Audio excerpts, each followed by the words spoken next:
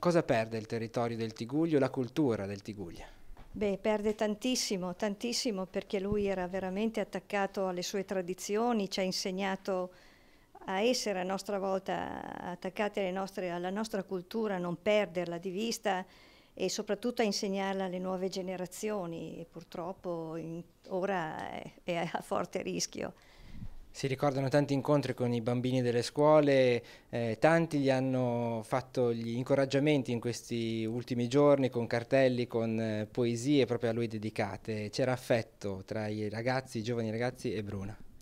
Lui voleva benissimo i suoi bambini, li chiamava e loro era uno spettacolo vederli quando lo incontravano a gruppi, proprio lo abbracciavano felici.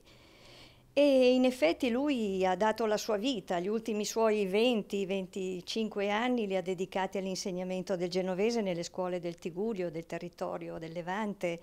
Si spostava con i mezzi pubblici, aveva un'energia, una dinamicità invidiabile alla sua età, però era una missione per lui ci credeva fortemente. Come l'associazione porterà avanti l'eredità lasciata da nonno Bruna?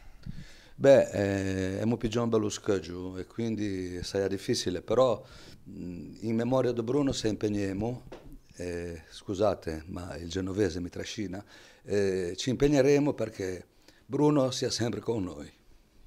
Che eredità lascia?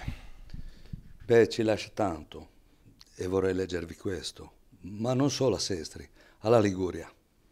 Liguria a me.